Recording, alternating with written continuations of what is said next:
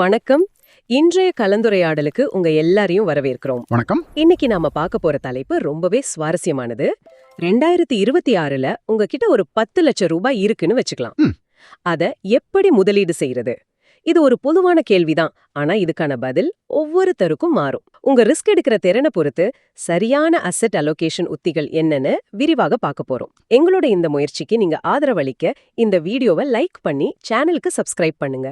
அது எங்களை இன்னும் ஊக்குவிக்கும். கண்டிப்பா. கமெண்ட்ஸ்ல வர எல்லா பங்குகளுக்கும் எங்களால உடனடியா வீடியோ செய்ய முடியறதில்ல.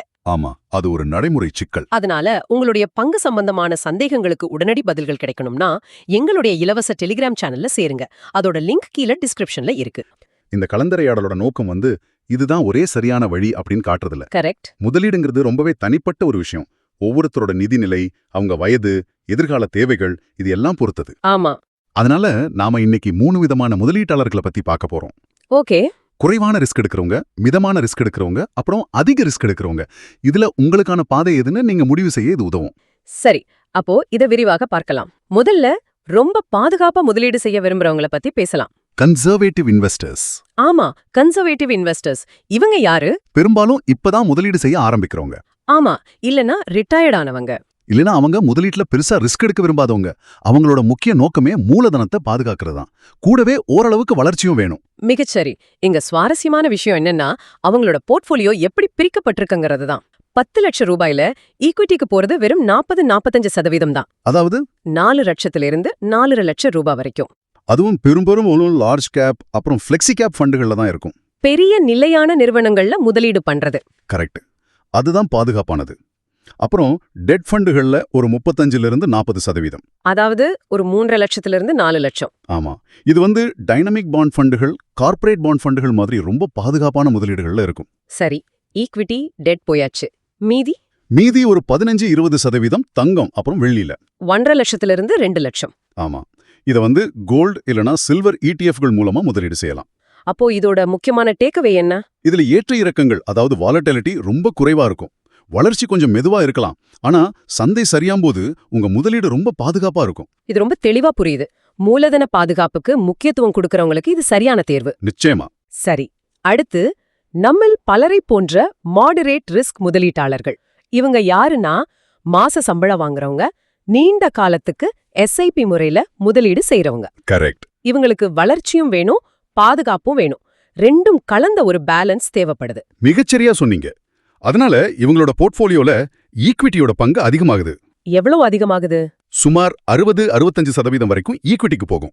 அதாவது 6 லட்சத்திலிருந்து 6.5 லட்சம் ரூபாய். அப்போ ரிஸ்க் கூடுதே. ஆமா, ரிஸ்க் கூடுது. ஆனா அதோட வளர்ச்சியும் கூடுது. இதுல லார்ஜ் கேப், ஃபிளெக்ஸி கேப்போட மிட் கேப் ஃபண்டுகளையும் சேர்ப்பாங்க. Okay, mid cap. அது அதிக வளர்ச்சிக்கு வழிவகுக்கும் இல்லையா? அதேதான். மிட் கேப் நிறுவனங்கள் தான் அடுத்த கட்ட வளர்ச்சிக்கு பொட்டன்ஷியல் இருக்கிற நிறுவனங்கள். அப்போ ஈக்விட்டி பங்கு அதிகமாகறதால டெட் குறையணுமே. ஆமா. டெட் ஃபண்டுகளோட ஒதுக்கீடு 25-30% குறையுது. 2 லட்சத்திலிருந்து 3 லட்சம். ஆமா. அப்புறம் தங்கம், வெள்ளிக்கு ஒரு 10%, அதாவது 1 லட்சம் ரூபாய். இது ஒரு நல்ல சமரசமா தெரியுது. கண்டிப்பா.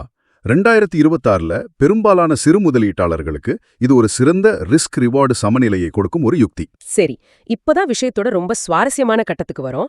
அதிக வருமானத்தை மட்டுமே குறிக்கோளா கொண்ட அக்ரெசிவ் இன்வெஸ்டர்ஸ். ஆமா, அதிகபட்ச வளர்ச்சியை விரும்புறவங்க. இவங்க யாரு?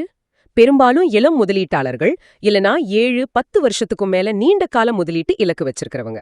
அவங்களுக்கு ஒரே ஒரு நோக்கம்தான், நீண்ட காலத்துல அதிகபட்ச செல்வத்தை உருவாக்குறது. இவங்களோட போர்ட்ஃபோலியோ அமைப்பு எப்படி மாறுது? இங்க அமைப்பு முற்றிலும் மாறுது. ஈக்விட்டிக்கு மட்டும் சுமார் 80-90% போகும். என்னது, 80-90%? 8 லட்சத்திலிருந்து 9 லட்சம் ரூபாயா? ஆமா, இது ஒரு மிகப்பெரிய பங்கு. இதுல மிட் கேப், ஸ்மால் கேப், அப்புறம் சர்வதேச ஈக்விட்டி ஃபண்டுகளுக்கு அதிக முக்கியத்துவம் கொடுக்கப்படும். ஸ்மால் கேப் கூடவா? அப்போ ரிஸ்க் ரொம்பவே அதிகமா இருக்குமே. மிக அதிகம். ஆனா வருமானமும் அப்படிதான் இருக்கும். அப்போ டெட் ஃபண்டுகளுக்கு இடமே இல்லையா? மிக குறைவாக இருக்கும், இல்லாம கூட இருக்கலாம். அதுதான் இங்க முக்கியமான வேறுபாடு. பாதுகாப்புக்கு அவங்க பாதுகாப்புக்கு நம்புறது நீண்ட காலத்தை தான். இன்சூரன்ஸ்க்காக தங்கம் வெள்ளியில ஒரு 10%, அதாவது 1 லட்சம் ரூபாய் வச்சுப்பாங்க, அவ்வளவுதான். இது கேட்கவே கொஞ்சம் பயமா இருக்கு.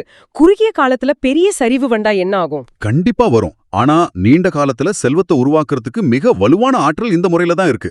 அந்த ஏற்ற இறக்கத்தை தாங்கிக்கிற மனோபலம் இருக்கணும். சரி, இந்த 3 திட்டங்களும் தெளிவா புரியுது. ஆனா 2026ஆம் ஆண்டு முதலீடு செய்யும்போது கவனிக்க வேண்டிய சில பொதுவான விதிகள் இருக்குமே. விதி எண் 1, சந்தை ஒரு பெரிய கரெக்ஷனை சந்திக்காத வரைக்கும் உங்க 10 லட்சம் ரூபாயும் ஒரே நேரத்துல, அதாவது லம்ப் சம்மா முதலீடு செய்யாதீங்க. ஏன் அப்படி சொல்றீங்க? சந்தை உச்சத்துல இருக்கும்போது மொத்த பணத்தையும் போட்டா அதுக்கப்புறம் ஒரு சின்ன சரிவு வந்தா கூட உங்க நஷ்டம் அதிகமா இருக்கும். அப்போ என்னதான் தீர்வு?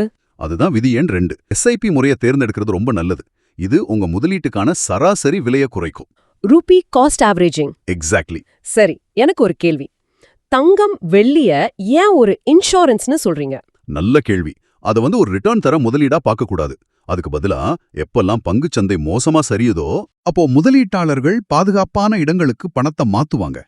அந்த சமயத்துல தங்கம் வெள்ளியோட மதிப்பு பொதுவாக ஏறும். அப்போ இது நம்ம போர்ட்ஃபோலியோக்கு ஒரு பாதுகாப்பு கவசம் மாதிரி. அதேதான், உங்க ஈக்விட்டி நஷ்டத்தை இது ஓரளவுக்கு ஈடு செய்யும். சூப்பர். அதே போல சர்வதேச ஃபண்டுகள் பத்தி சொன்னீங்க. அது நம்ம போர்ட்ஃபோலியோவை பரவலாக்க உதவும். ஆனா அதுல வேற ஏதாவது ரிஸ்க் இருக்கா? இருக்கு. அதுக்கு பேரு கரன்சி ரிஸ்க். கரன்சி ரிஸ்கா? அப்படின்னா? உதாரணத்துக்கு, நீங்க அமெரிக்கா ஃபண்ட்ல முதலீடு செய்யும்போது டாலர் மதிப்பு ஏறி இறங்குறது உங்க லாபத்தை பாதிக்கலாம். ஓகே, ரூபாயோட மதிப்பு மாறும்போது நம்ம ரிட்டர்ன்ஸும் மாறும். ஆமா, அதையும் நம்ம மனசுல வச்சுக்கணும். சரி, ஆக இந்த கலந்துரையாடல்ல இருந்து நமக்கு என்ன தெரியுதுன்னா, கன்சர்வேட்டிவ், மாடரேட், அக்ரெசிவ்னு 3 பாதைகள் இருக்கு. இதுல எது சரின்னு இல்ல. உங்களுக்கான சரியான பாதையை தேர்ந்தெடுக்கிறது உங்க நிதி இலக்குகள், வயது, அப்புறம் ரிஸ்க் எடுக்கிற திறனை பொறுத்தது. இந்த கலந்துரையாடலை பார்த்ததற்கு ரொம்ப நன்றி. நன்றி. இந்த தலைப்பு பத்திய உங்க கருத்துக்களை கமெண்ட்ஸ்ல பகிர்ந்துக்கோங்க. அடுத்து எந்த ஸ்டாக் பத்தி நாங்க ஆய்வு செய்யணும்னு நீங்க நினைக்கிறீங்களோ அதையும் கமெண்ட்ஸ்ல சொல்லுங்க. கடைசியா ஒரு முக்கியமான குறிப்பு. எந்த ஒரு முதலீட்டு முடிவையும் எடுக்கிறதுக்கு முன்னாடி உங்க நிதி ஆலோசகர்கிட்ட கலந்து பேசுங்க. இந்த காணொளி கல்வி நோக்கங்களுக்காக மட்டுமே. நன்றி.